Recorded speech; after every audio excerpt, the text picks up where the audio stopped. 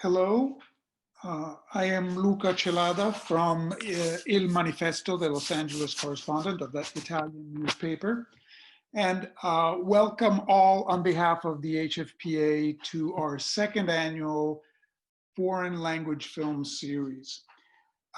Journalists of the Hollywood Foreign Press Association come from all over the world. And one of the great pleasures that we have as voters of the Golden Globes is to screen all the films that are submitted for our foreign language category. That's over 80 films a year from all corners of the globe, and it's basically a yearly world film festival that we enjoy. So the idea behind this series is to share all that cinema with the family of our grantees, the students and members of the associations that the HFPA supports. I'd like to thank especially the HFPA Foreign Film Committee, Ursi Danu from Greece, André Guimont from Canada, and Sergei Raklin from Russia, who have worked tirelessly to put this series together. Thank you. It's been a difficult year for everybody, as everybody knows around the world. For us at the HFPA, it also included just recently the loss of Lorenzo, our friend and colleague, Lorenzo Soria, and our president just this month. But we remain hopeful that there's better times ahead, a better future, and that we can get there together and through hopefully our shared love of cinema. So even in virtual form, I'm happy to welcome all of you to this first remote series of foreign language films. I would like to, I hope you all saw the films and that you will enjoy the panel that we're about to have with the four directors of these amazing films today, all from Eastern Europe. I will remind you that the next panel of the series will take place September 26th. I hope you will join us then for another great selection of films. And before my colleague Griet Darmakers from Belgium proceeds with the Q&A and the panel session, let's take a look at the trailers again for these four incredible films.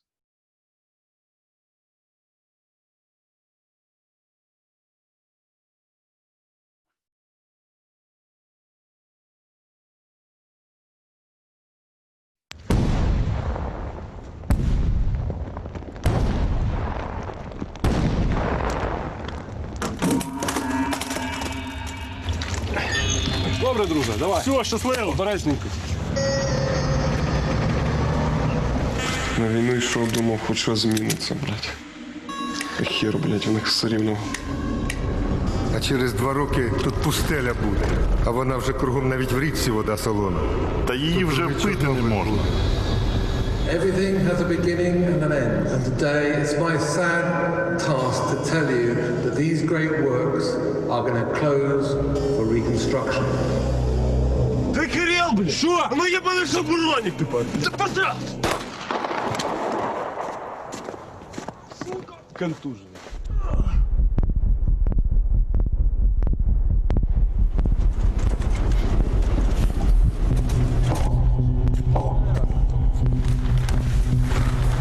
Ну, у вас і робота. Кожен день одні трупи. Насправді не кожен день. Нас буває, що ми місяць шукаємо, або декілька місяців. В разі чого можете на мене розраховувати. Так а чого не поїдеш звідси? Стільки років війни, щоб поїхати. Серед нормальних людей буде важче вижити. Себе ж не обдуриш.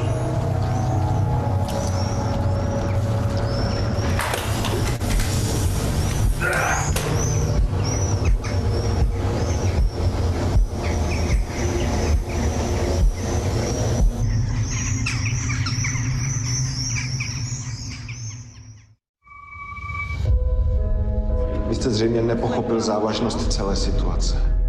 To celé je hloupý omyl. Za omyl by prokuratura nepožadovala trest smrti. Mým úkolem je najít všechny možné polehčující okolnosti. To nedokážu, když o vás nebudu vědět všechno. Já bych se chtěl naučit léčit jako vy. Vím, že mám dar. Ty to víš? Uzdravil jsem sestře nohu. Na amputaci to nevypadá. Nikdy nechtějí dělat zázraky, chlapče, to lidi neodpouští.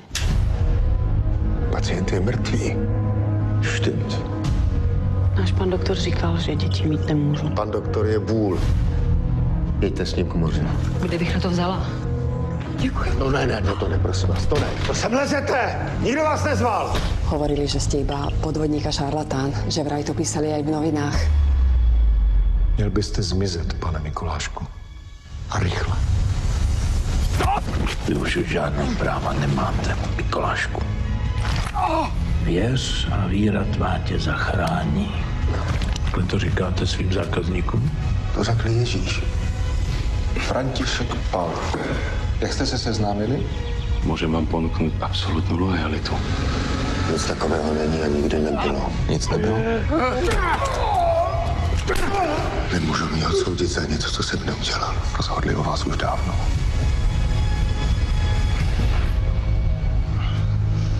Co na mě tak čumíš, ty hajzle? Velmi brzy zemřete.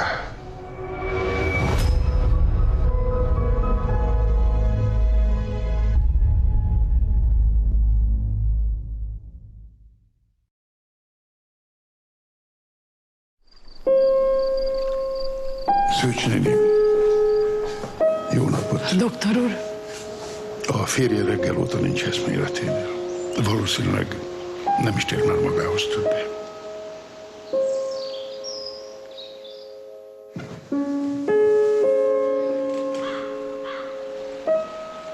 Anyuka, van itt valami, amiről beszélnünk kell.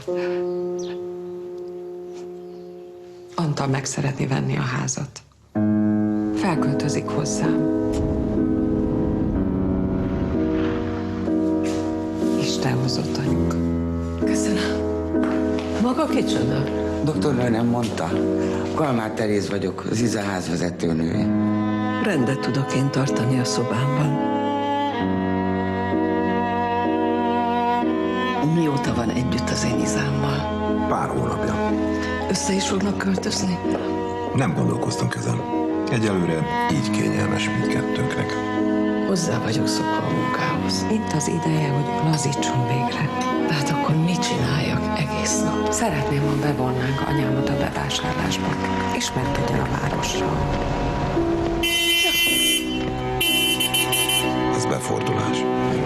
A szakirodalom erről semmi ott nem mond. Legalább hadd segítsek. Nem kell, Staniszt már, hogy nem engedi. Az anyám nem a szakirodalom része.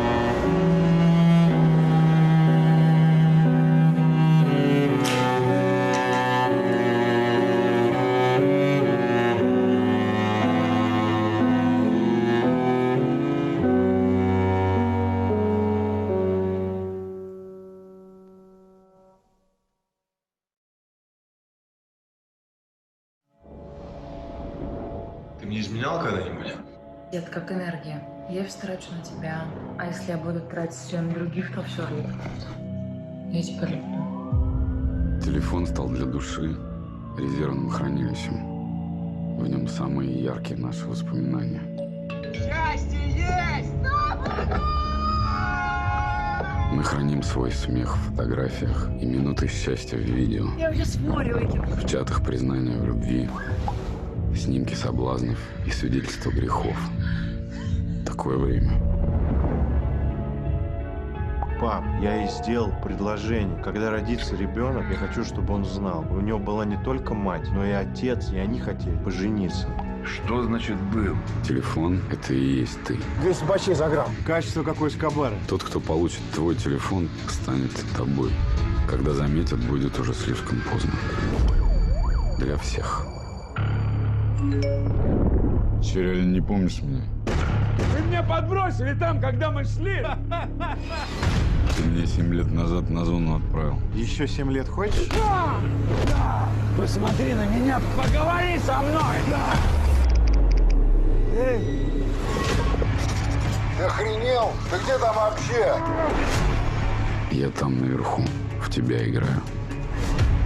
Уже забыл, где ты кончаешься, где начинаешь я. Петь, пожалуйста, что там опять с тобой? Хотел бы я спасти и тебя, и ее. Я бы хотел и себя спасти. При выезде тебя в базе ФСБ просто не найдут.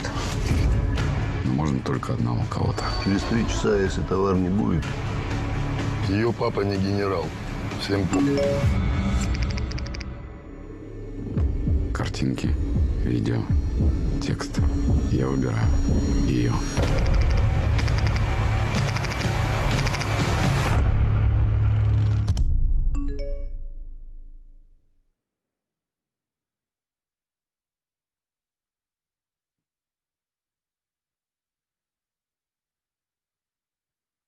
Welcome all to our HFPA film series 2020. I'm Greet Tramakers and I'll be your host for this evening. So before we start, I'd like to give you all some simple guidelines. For those that want to ask a question, you can do so in the Q&A box at the bottom right of your screen. Please type in your name, first and last, your affiliation, the name of the director of the film, to whom you would like to ask a question to, and then, of course, the question. We will do our best to have everyone's question answered, but we cannot guarantee that everyone gets a chance, but we'll try. And so now it's my pleasure to welcome all 4 film directors joining us this evening. With us tonight, Agnieszka Holland from Poland, director Hello. Charlatan from the Czech Republic. From Russia, Klim Shipenko, director of text. Thank you. From Hungary, Linda Dombrovski, director of Pilatus. And from Ukraine, Valentin Vazhanovich and producer Vladimir for the movie Atlantis. Hey, hello.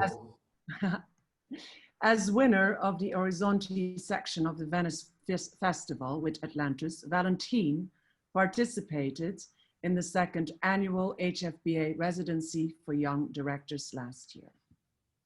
So let's start.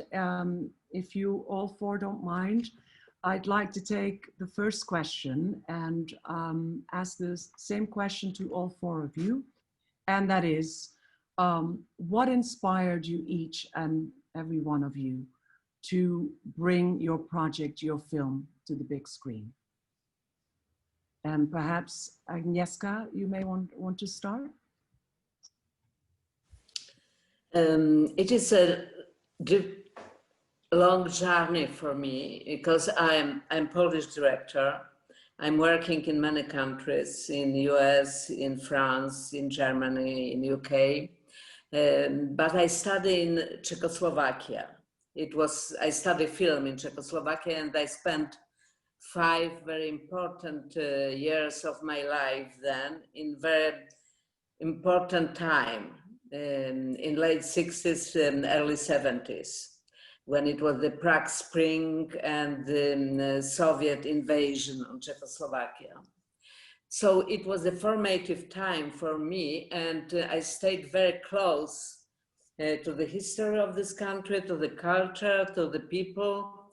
And a few years ago, I shot a miniseries and the movie called Burning Bush, based on the true story of Jan Palach, the young student who immolated himself to death to protest against the Soviet invasion. It was a very personal subject for me and very enriching experience. So I thought I would like to do it again. I feel that I can express something about the Czech experience and Czech history and the Czech present also in the slightly different way than the Czech directors, but in the same time with the real insight as well. And just by chance, the script of Charlatan was sent to me. It was written by a young screenwriter, very talented one. I knew his work from before. I read it and it immediately inspired me. So I found a lot of subjects which were close to me and important to me, but in the same time, I found the real mystery. This character, it was a true man, very popular in 20s, 30s, 40s, and 50s, who healed people by the special method. He was a kind of the nature doctor and had incredible intuition and talent. And he counted himself, which maybe was exaggerated, that he treated about 5-6 million people. And among those, it was Nazi officials, it was the communist president, it was the people of the great power, and the ordinary people as well. The healing was for him the vocation, the passion, and maybe the obsession. And he was able to pay a lot to execute this profession. So when we started to dig into his life, the things which been dark also appeared, and we've seen that it was very complex and complicated character, which reflected not only human nature and the price we are paying for the special gift, for the special talent, but also the human condition in the changing world when the different regimes, totalitarian regimes, are making your life somehow manipulated by the hands of the history and the power. So, because it was a mystery, his life was a mystery, his character was a mystery, and his fate was the mystery. We decided to free the imagination and to follow our intuition to tell this story. And it was very free work for me and for the others. And so I'm really happy that this film can be shown, even with the COVID restrictions. We just premiered the film in Czech Republic and in Slovakia, and it was, to our surprise actually, because the COVID is still present, it was a huge success there. So I hope that the film will go to the world, and and that the people over the world can see it and to share our experience. Thank you very much. Lovely. Klim Shipenko, would you like to take the second answer? Yes, sure.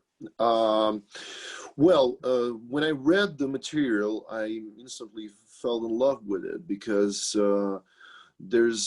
I haven't seen anything like that, and the idea of our smartphones today become reflections of our soul is something that everyone can relate to it who owns a smartphone, and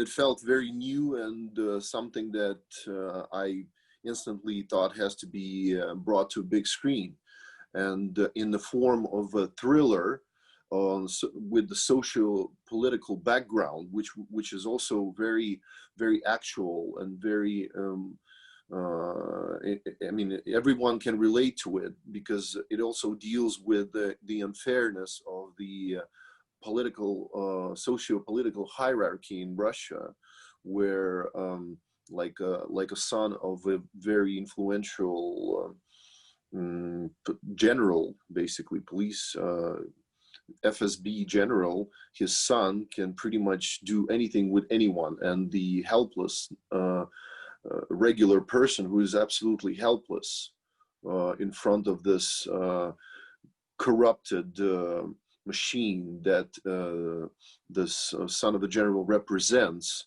and that touched my heart. Plus, as I said, the modern concept of that smartphones become our soul.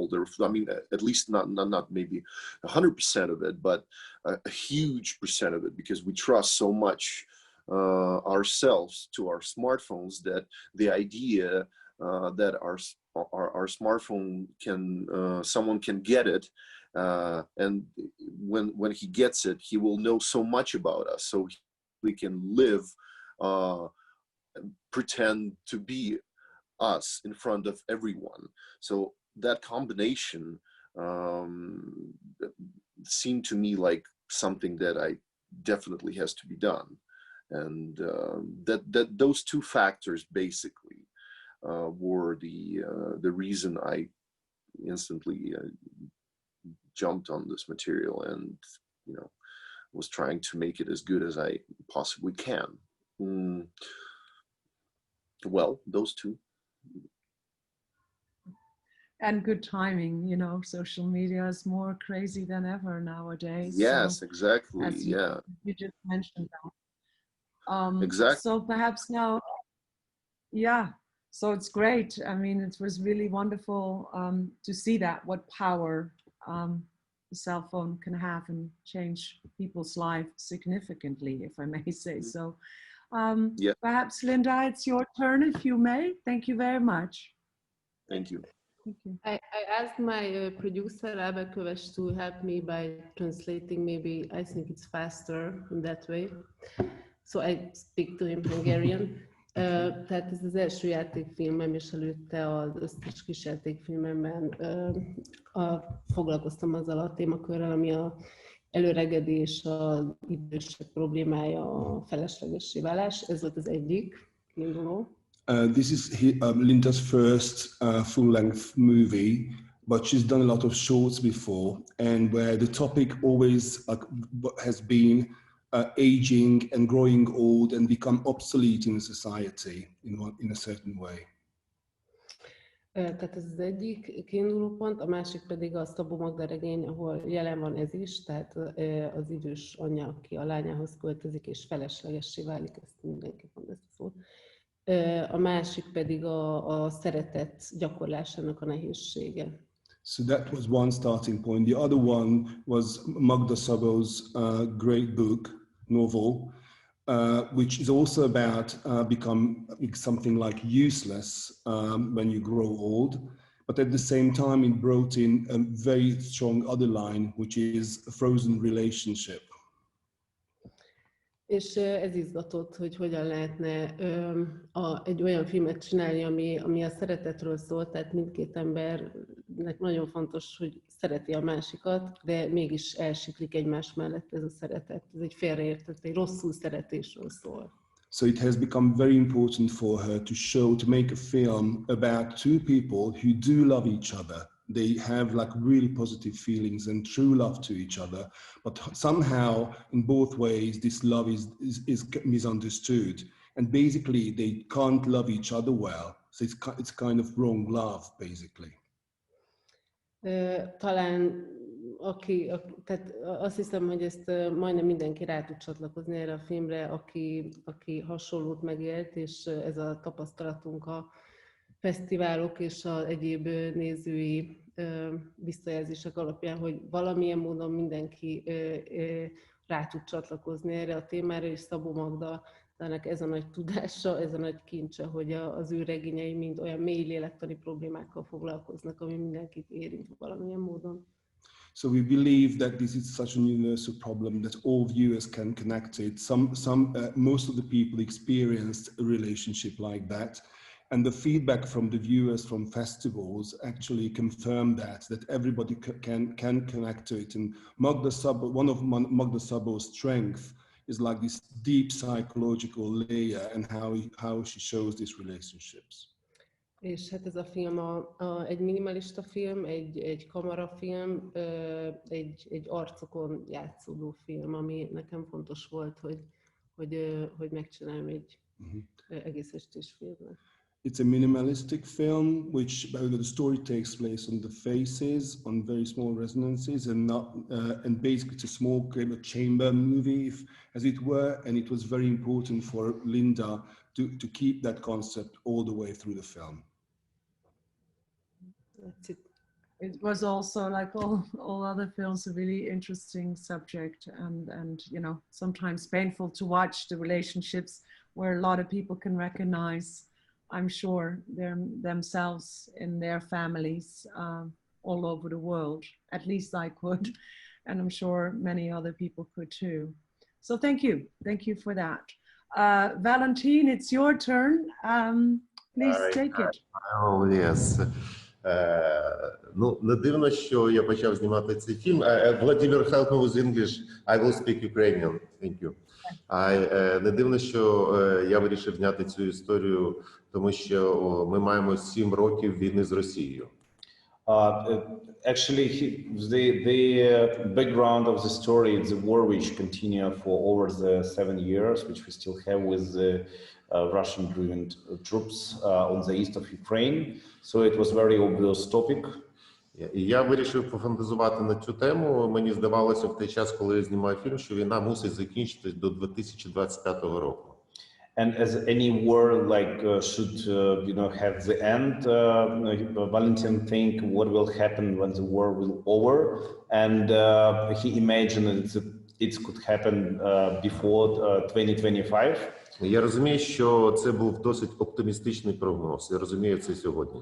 And now he understands that it was quite optimistic suggestion or quite optimistic thought. Зараз я думаю, що вона може продовжитись набагато довше. Now he think it can take much more longer time. Да, і тоді я вирішив про це пофантазувати, і маючи певну там кількість інформації, я створив цю історію цього фільму. And then he start thinking about it, and he start think what's going to be in this 2025, or what's happened when the war is over, what's happened with the country, what's happened with the people. І я вирішив, що в цій історії будуть зніматися виключно люди, котрі мають бойовий досвід. And he decides that in this story we will shoot only the guys who are not professional actors, but who have the real relationship to the war with the real soldiers, ex-soldiers, with the real volunteers. Так, ми назначили нашого головного героя, котрий мав бойовий досвід як розвідник. This is how we find our main hero, who was the ex-soldier. Наша головна героїня має досвід як парамедик. And our main actress, she's served before as a paramedic. І всі інші наші персонажі, вони або проживають на цій території, або були під час військових дій там. And all the other actors is not actors, is the real people who have any kind of relationship to this territory. І коли я почав знімати цю історію, вона дуже сильно змінилася, тому що ці люди, вони просто привнесли дуже багато інформації зі свого боку, бо я там не був, і вони фактично змінили і зробили цю історію. And it was quite interesting experiment, because when Valentin started shooting this film, it's really changed in the way that all of these people share with Valentin their real experience, and of course it's really changed the story quite strong. Ну, я розумію, що моїм головним меседжем і моїм завданням буде створення якісного фільму, котрий зможуть побачити максимальну кількість аудиторії, і я мусив сказати, що в Україні відбувається справжня війна, і показати, як вона закінчується. And he realized that his main message was to create the film which shows to the audience that we still have a real war in our country. And but at one day this war will definitely over, and we have to know what will follow this day. Actually, this is it. Thank you. Thank you. Wow, if I may say so, all these 4 subjects are all, you know, dramatically heavy, and I can imagine that hopefully you can look one day into a brighter future and you know, look at the inspirations of the film that it brought. So thank you for explaining this to us. Thank you. And now, if we may, we'll go to the questions of the audience. And if I can see here, this question is from Richard Chamberlain, Asian World Film Festival, for Agnieszka Holland. And the question is, in Charlatan, how close was the film story?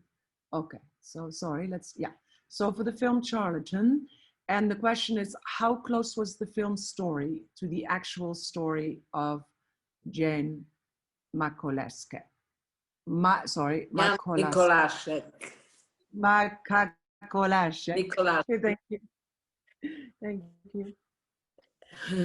Actually, it's quite close. It means the story of this man, what he did, his gifts, his compromises, his incredible passion, and the conformism he was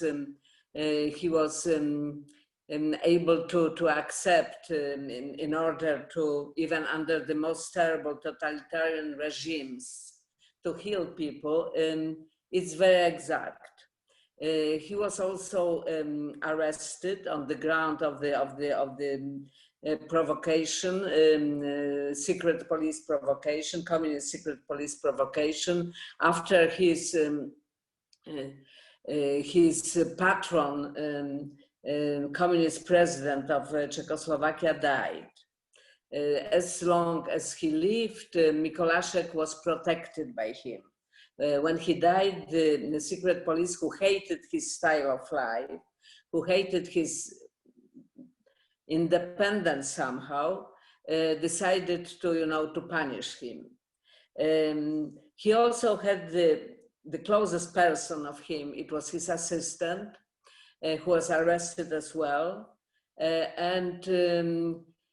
We don't have the direct proofs of his homosexuality, but the people around in the little town he practiced have been telling that, and I think it was quite obvious. It's not many documents which were left. He wrote his, by the end of his life, after leaving the prison, Mikolasek wrote his autobiography, but the image he gave of himself was very, very beautiful, very, noble. I think that the reality was much more complex. We found also some documents from the court in the archives of the Communist Party reminder, and we found several press cuts. It's very few people still alive who remember him, but we met some. And when we started to dig into his story and to prepare the film, practically everybody we met remembered, or suddenly remembered, because they didn't think about it for many, many years, that his mother or grandmother or uncle or somebody went to Mikolasek and was healed by him. So I will say that on the factual level, like probably 80% or more of the story we tell are exact and reflects the reality. On the psychological level, it is our imagination, writers, myself, and the main actor, because we haven't been in his mind, and his mind, I think, was very, very complex and mysterious mind, and reflected, the wider mystery of the human condition. Yeah, very, very interesting. It'd be great to have more healers like him today in today's world. It would be, I think that would be fantastic. Are you a healer? Are you doing this? Do you heal? Well, I'm doing a lot of things, actually. but I try not to execute it too much. You never know. Okay, you know? well, that's if you don't interesting to control your know. gifts, you never know. I know, but that is fascinating to know that. Thank you very much. Appreciate it. Thank you. So the next question is from Lucas Jerkov. And he says, thank you for offering up this viewing option to all of us at Veterans of Media Entertainment. He loves it. And so the question is for Shipenko of Text. Which came first, a story that you felt needed to be told heavily through social media, or social media trends and devices that you felt needed to be a story? Yeah, thank you for your question. Well, those two are interconnected in my mind. As I said in the introduction, I understood that the social media and the devices will be the subjects or the heroes even of some film in the near future. It was just when is going to happen and who's going to do it. So I decided to be the first to do it. So basically that, and plus I think we acquired a new kind of fear in the 21st century in the last 10 years, and this is a fear of losing our smartphone. Like myself, I realized that I'm not that much scared to lose my wallet anymore or passport anymore as to lose my smartphone. And when I was thinking about it, we didn't have this kind of fear 20 years ago, maybe even 15 years ago. This is the new fear of today. And so that, and plus social media and devices and our addiction to them, I felt that there's going to be a film soon about that, and I wanted to make it. So this is the answer.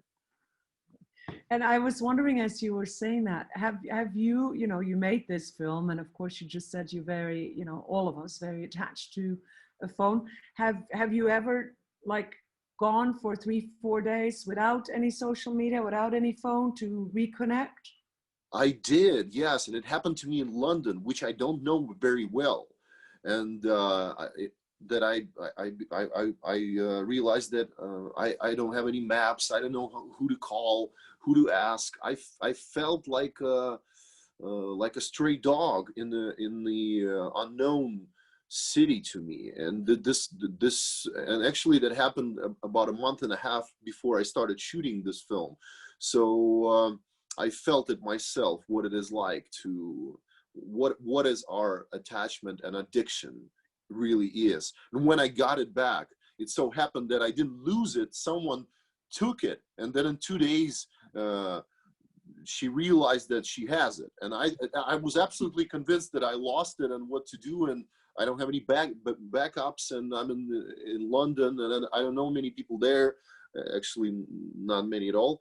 So yeah, and in 2 days when she said, listen, I do have your phone. It was I didn't feel so happy.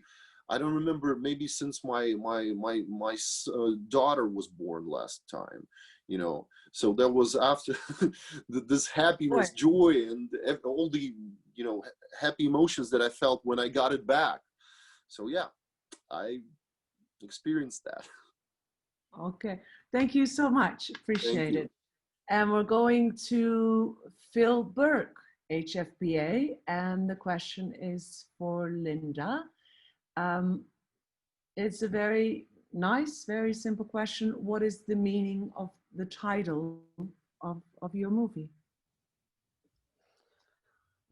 Tehát Pontius Pilátus mosom kezeimet mondatára utal Szabó Magda ezzel a címmel. The famous quote from Pontius Pilate, who used to be a famous governor of the Roman Empire of Judea, and this famous saying was, "I wash my hands," and it's quoted in Magda Szabó's novel as well.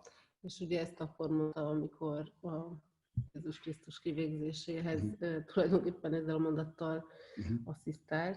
So basically Pilate said that when Jesus Christ was killed, and basically what it meant that he shook all responsibility off himself. És hát természetesen Iza a történetben a lány, az, aki ezt a felelősséget, hogy az édesanyjával nem tud együtt élni, és nem tudja kiszolgálni, nem tud lányaként működni, megpróbál mindent megtenni, egy dolgot nem ad oda, saját magát. Ez a lényeg. In this film, Iza, the daughter, who really tries everything, but only thing she cannot do to give herself for the relationship, basically she doesn't take responsibility for it either. And can I say that basically we visualize that in the movie as well, like it starts and ends with her washing her hands.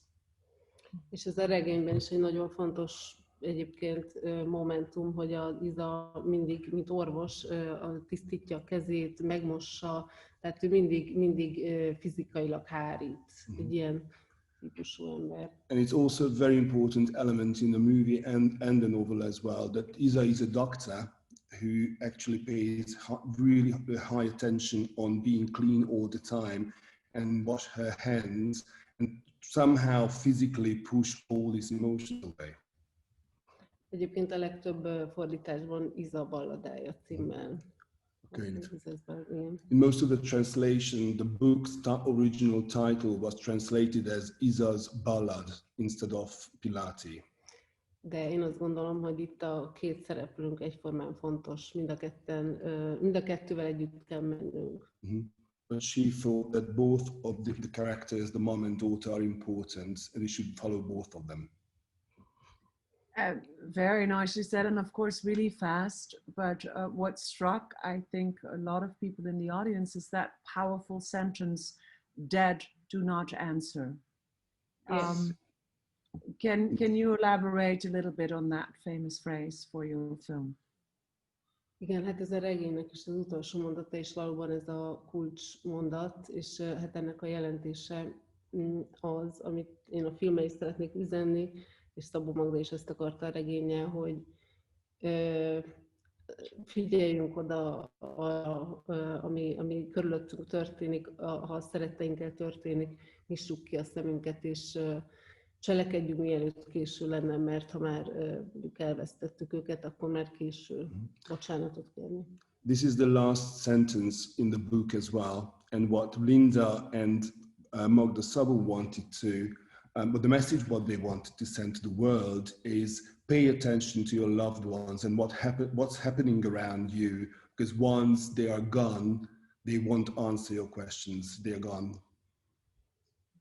Thank you very much. And now there's a question for Valentine from Sergei, also from HFPA. You're also a well-known cinematographer besides being a director. It's gone. And 1 second. Okay, and it's back. How the other cinema profession influences your director's job? Дійсно дуже сильно впливає. Я як оператор, по-перше, дуже не люблю писати текст. Yes, it's have a great influence, and firstly, he is a DOP or cinematographer. He hates to read the texts. Yes.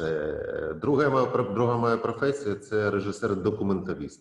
And his second profession is a director of documentary films. І маючи ці скіли, я намагаюся вже знімати ігрове кіно, як це відбувається. And have these other two professions besides of the direction of the feature films. He, of course, used it both in the very special way. Так, для мене дуже надважливою частиною є візуальна частина фільму. For him, which is quite natural, the most important part is how the picture looks. І я, по-перше, надихаюсь завжди локаціями. And he always inspired by the real locations. І локації народжують історію. He truly believes that very often locations deliver the story. Тобто енергія, котра йде від локації, від фактури, від правдивої історії цієї локації, вони мене просто... This energy which comes from the locations, it helps him to tell the story of this location, and it's really has the impact on the whole story. От і коли я знайшов локацію, я починаю шукати героя. And when he has found the right locations or true locations, he is starting to find the hero. І буває так відбувається, я знаходжу героя, я впевнений, що він буде грати в цьому фільму, і я, бачачи його обличчя, його енергію, пишу під нього історію. And only when he found the hero and he starting to write the story about this hero on this location. Потім я знаходжу ще одну людину, бачу його обличчя і пишу геть іншу історію. And then he found the other person and you know getting in love with this person and then start writing a completely different story. От ми зараз з Володимиром знімаємо наступний фільм, він називається Reflection. As an example, we can say that we are now working on Valentin's next movie, which we'll call Reflection. З самого початку головним героєм був режисер, потім я знайшов актора і вирішив, що фільм буде про політконсультанта, зараз це хірург. And from the beginning of the story, the main hero was the director. And then he found the other person and it became a surgery guy. And then it became, at the moment, in between them, it was a political consultant. So it's changed every time. Так, ну і таким чином, на жаль, на мене це впливає, скажімо, мій попередній досвід, особливо документаліста. І я, якщо бачу якусь сцену, бачу конфлікт, бачу історію, я одразу хочу використати це. And as a director of the documentary films, he's always trying to find the real stories, and he's always open to the real stories and the real peoples. And then this is how he worked with the stories. He really trying to understand what's going on around and hear it. Я розумію, що це звучить і виглядає досить хаотично, але мені дуже комфортно в такому форматі працювати. He realized that everything is it seems quite chaotic from the maybe your point of view, but for him it's the best way to work with the material. Thank you. Thank you. And I'd like to say on you guys just for a moment, because I have Sam Asi from the HFPA, who actually follows right up on what you were just talking about the cinematography, how hypnotic and beautiful it is. He's fascinated how the camera hardly moves and rarely closes onto the characters. You know, it kept between a distance between the camera and the characters and conveyed a certain stillness. How did that come with this style and why? And then also when you opened up, you start in fluorescent lights and you keep these long, like dissecting the bodies. You keep that very long metrages. So if you could elaborate for Sam of the HFPA a little bit on that. Thank you. Sure, just one sec. Почему твои кадры такие длинные, почему камера статична, и почему ты так долго наблюдаешь за людьми в кадре? Почему это такой твой стиль? Я не знаю. You don't know, actually.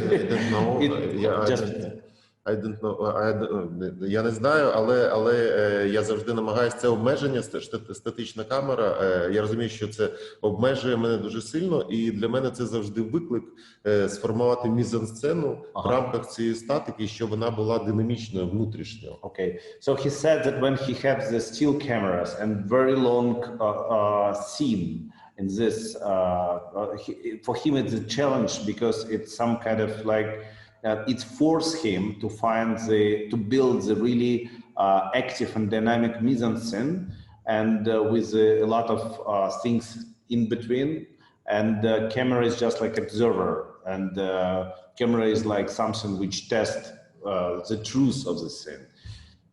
І як я вже казав, для мене важлива локація, і я можу безкінечно її розглядати, цю локацію. Вона має свою енергію, якщо я туди запускаю героя і пропоную йому якийсь розвиток всередині сцени, для мене це завжди магія. І я знаю, звідки це взялося. Це взялося з документальної моєї практики. Okay, for him it's always a magic when he has a location and he puts the real actor in this location, and then he starts to observe, because for him it's the most important to find the right hero, as we said before, in right location, and then usually the magic is happen, and something happen which is give him a new reality. And of course this method comes from his documentary films and his documentary director's experience. Тому що я взагалі завжди відчував, коли починається переді мною магія кіно, коли стоїть камера на штативі, ніби нічого не відбувається, а за якийсь момент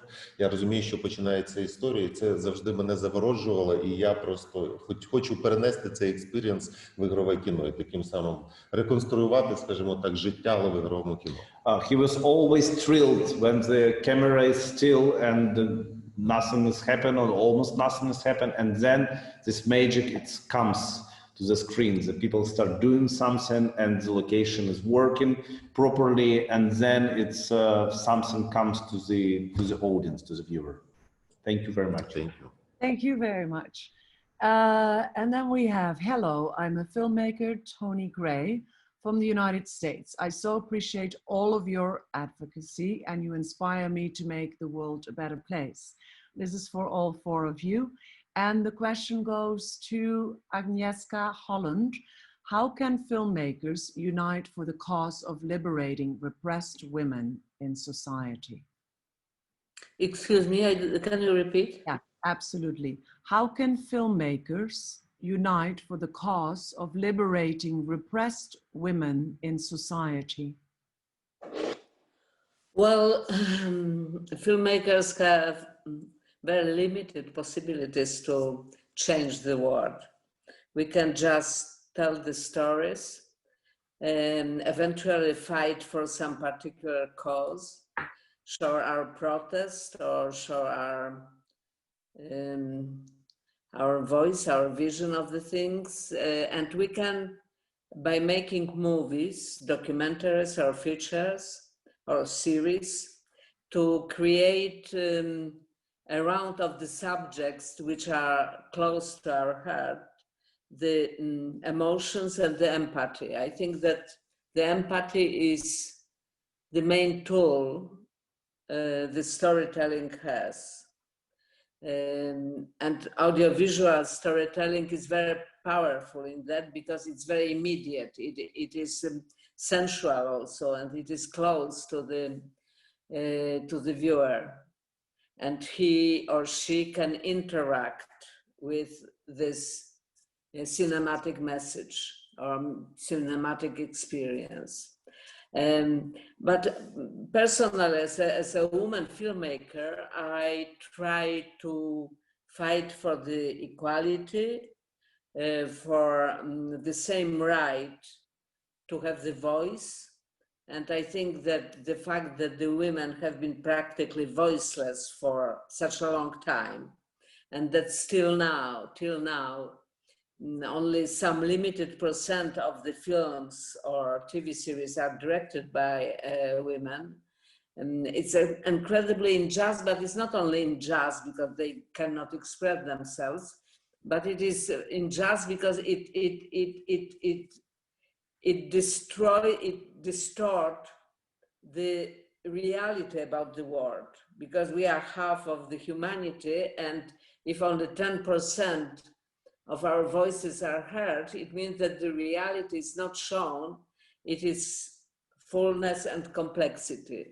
So I try to help the women who want to have the voice, the women filmmakers, the young directors, screenwriters, producers. I try to show the solidarity and to share my experience, and to fight for the regulations which will help women to express exactly their specific experience and their human experience. Wow, very well said.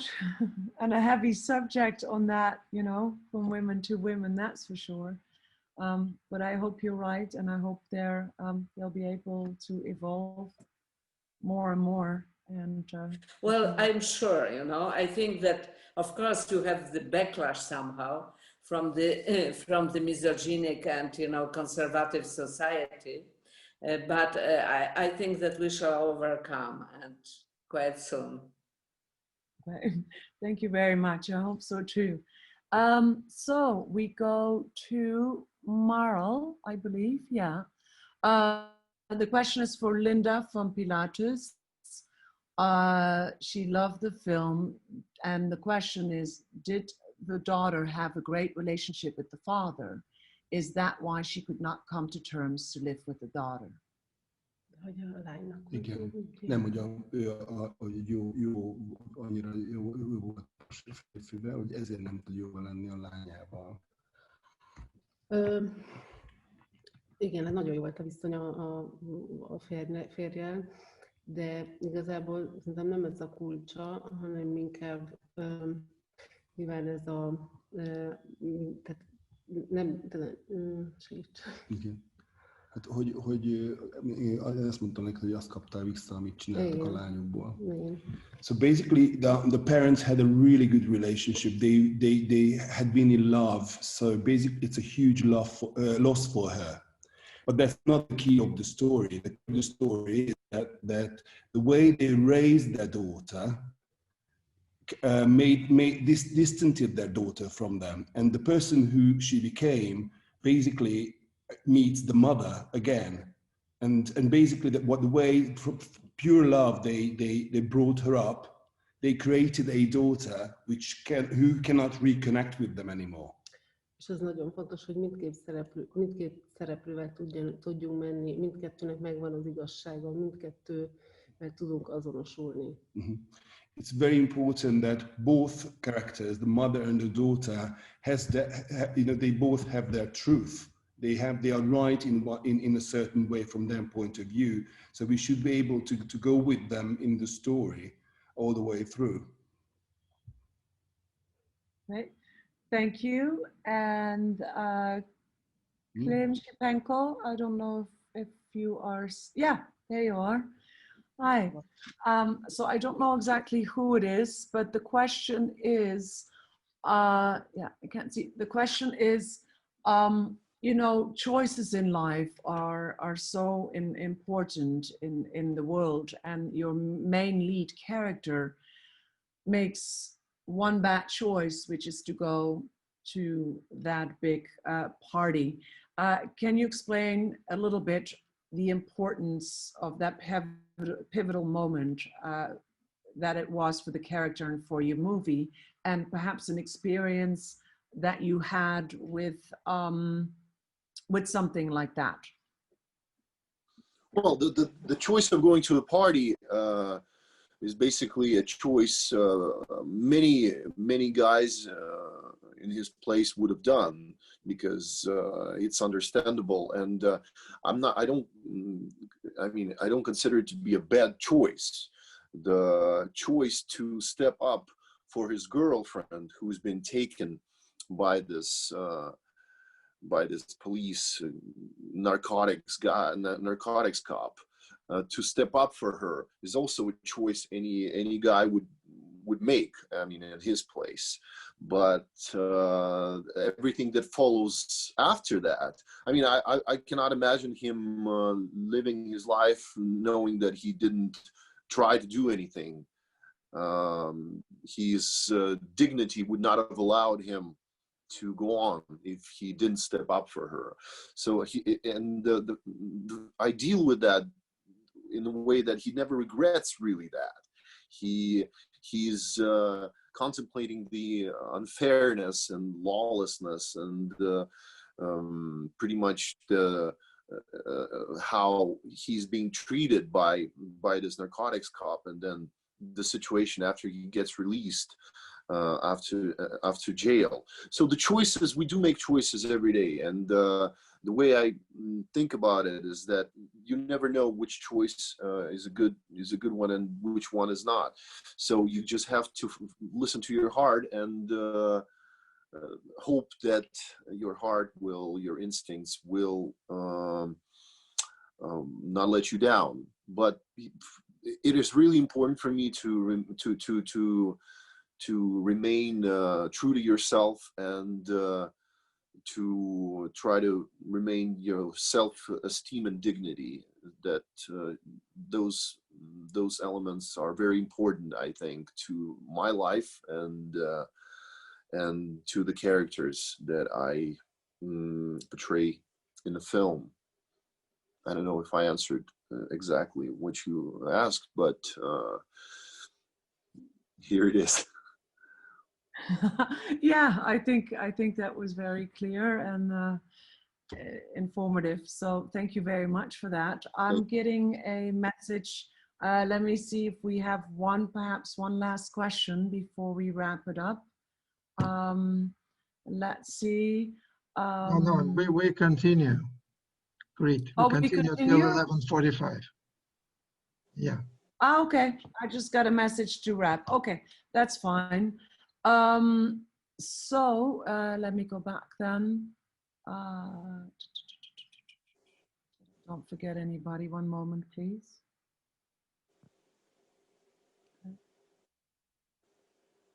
So this is Danny Dugali, Southeast European Film Festival. Thanks HFPA for this opportunity. For Valentin, how was Atlantis received in the Ukraine? Maybe I should answer. Actually, it's not received in Ukraine because we will only show the film in the upcoming Odessa International Film Festival, which plan to be in end of September, beginning of October. So it's not shown in Ukraine yet. So, but we will be very excited because after it we will have a release in the beginning of November in Ukraine, and of course we are very excited about it. Well, good luck. I'm excited for you guys too. Very much. Sure will have an impact. I've no doubt. So thank you very much. And let's see, from Ursi Danu, HFPA, for Agnieszka Holland. And I think she just, there she is. Hi, Agnieszka. So there's a question from Ursi from HFPA for you. Alternative healing methods have gained a lot of way recently in the West. What is your opinion on the subject and how does it play into your desire to make this film? Well, I did another movie about the healer, but that it was some kind of, faith healer. And I documented this issue because I had, in the 90s, I had the project with the Sydney Pollack company to do the film about another healer. I think that, the question of the healing and this tension between scientific medicine and the medicine which is natural or different alternative, this tension is very strong and reflects the desire of the people, the desire of the miracles, the desire to overpass what rationally is permitted. But in the same time, my hero, Mikolaszek, he's not a charlatan, really. He's not a crook.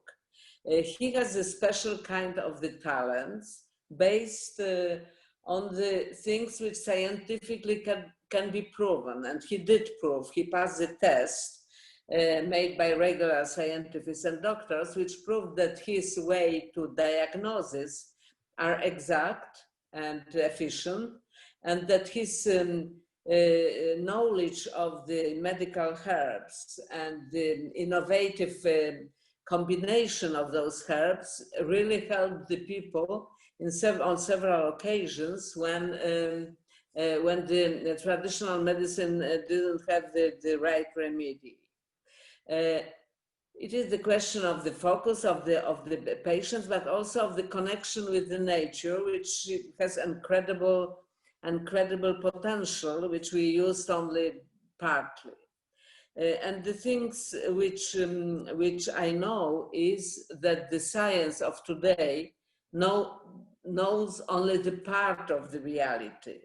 We are doing constant progress, but we are always behind of the, you know, of the potential which the scientists don't know, and the arrogance of the modern society and the modern philosophy is that we are the master of the universe, that we know everything. We don't.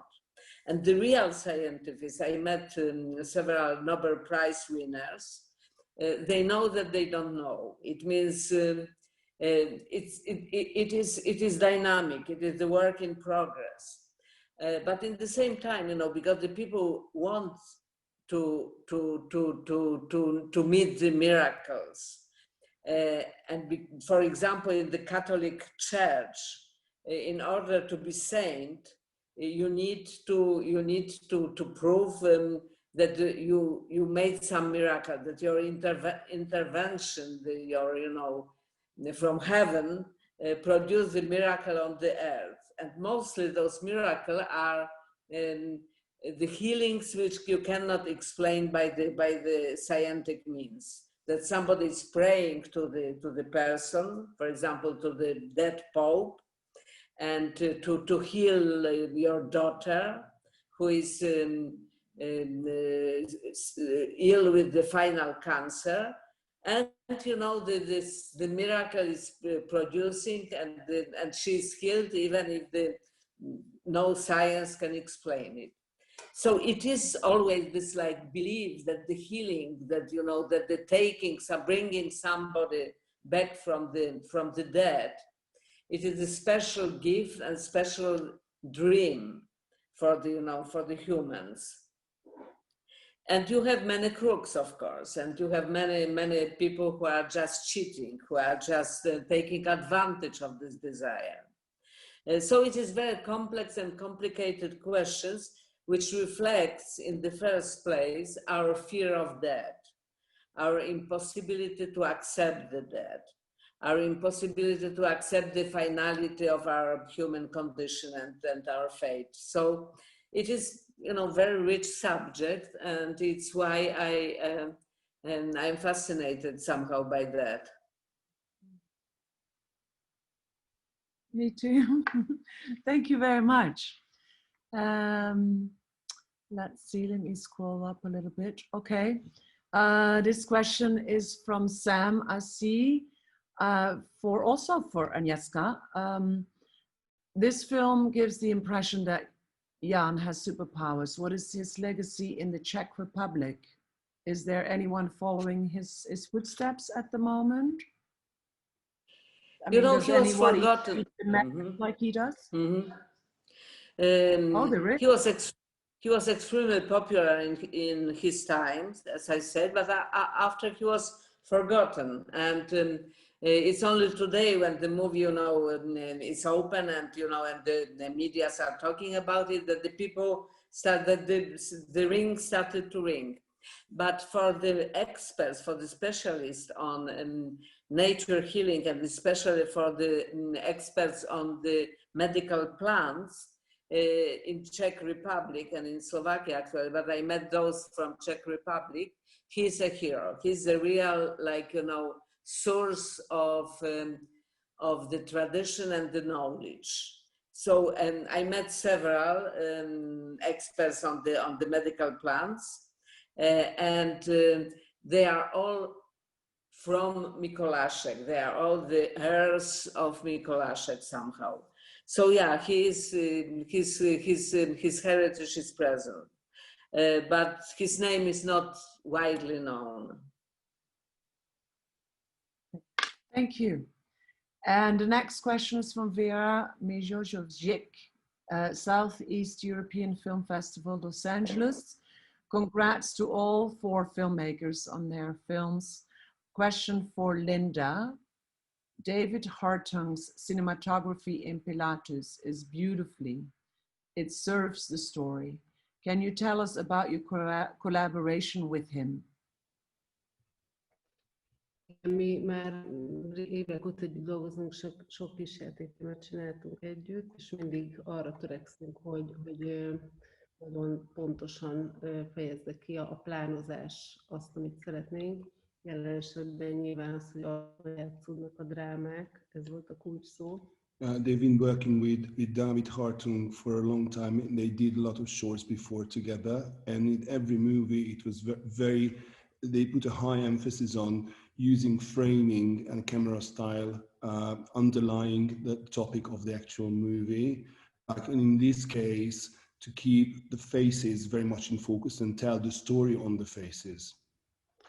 A másik a kameramozgás, ez egy nagyon statikus film, csak akkor mozdul meg a kamera, amikor indokolt, amikor oka van, és egyszer kerül kézbe, akkor is, amikor eltéved a néni a nagyvárosba, tehát nagyon fontos, hogy ezeket ne feleslegesen használjuk, akkor emelődnek ki.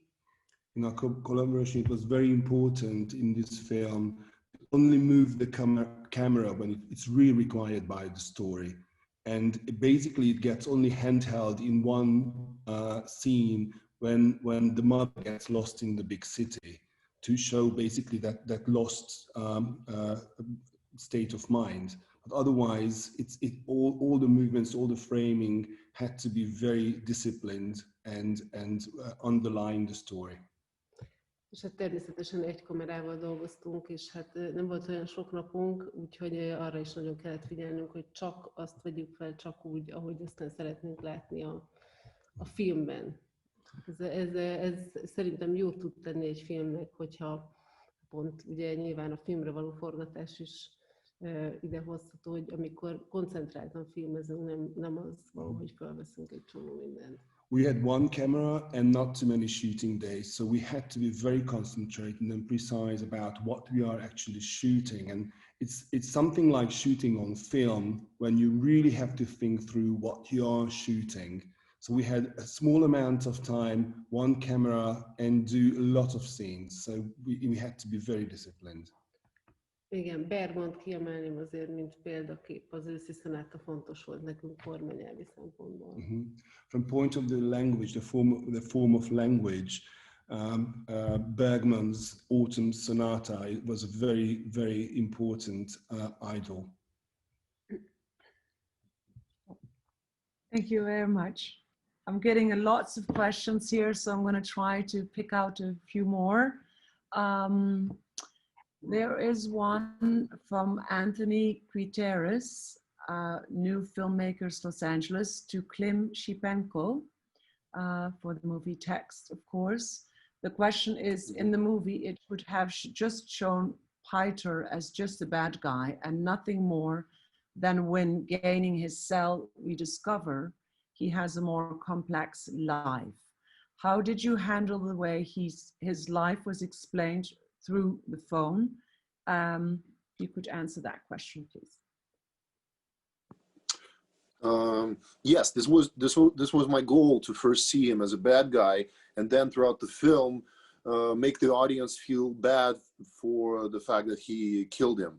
So they start to, towards the end of the film, the audience starts to think maybe he wasn't that bad, and maybe he deserved a chance. Maybe he would have become a better person through his love to his girlfriend. And so, yeah, it was my, of course, goal to switch the audience perception of the character towards the end. And the way I worked with it is basically piece by piece, little by little, reveal the parts of his soul through his cell phone. You know, to support the concept of the cell phone, that the cell phone is a soul, a person's soul today. So yeah, little by little, revealing the depth of his mind, the confusion he had, the frustration, the thoughts he had to switch the way he lives and everything. So with the varieties that cell phones can express ourselves, I used, I think, all of them. And if, in fact, I reached that goal, that was what I wanted, yeah, to make the audience feel for him at the end. Thank you. And we're going to take one last question, and that one is for Valentine. How was your experience coming to Hollywood on the HFPA invitation? Я можу чесно одразу сказати про найяскравіше враження від цієї подорожі. He can honestly say about the most interesting memory from this travel. Yes. Це була присутність на церемонії Golden Globe. It was he attended the Golden Globe ceremony. It was completely mind-blowing for him. Це правда. І з іншого боку, ця подорож дала мені можливість зрозуміти, як працює кіноіндустрія незалежна в Америці. During this trip, he realized how the Hollywood works in the way and how the independent filmmakers survive as well. І я зрозумів, що це дуже непросто вижити саме в незалежному кіно в Америці. And he realized that it's quite hard to survive with if you are like the director of independent films in States. Але я був вражений відкритістю та щирістю аудиторії, котра дивилася мій фільм і котра задавала потім питання щодо цього фільму. And he was impressed how open was and friendly was the audience which watched his film in LA. Це, мабуть, це найважливіше для мене було. So he's full of good memories, and it was very important trip for him. Я безмежно вдячний за те, що за організацію безлічі корисних зустрічей під час трипу цього. And he's really grateful for a lot of really interesting meetings and very important meetings for him during this trip. So he would like to say thank you very much, guys. Thank you. That's it. Thank you.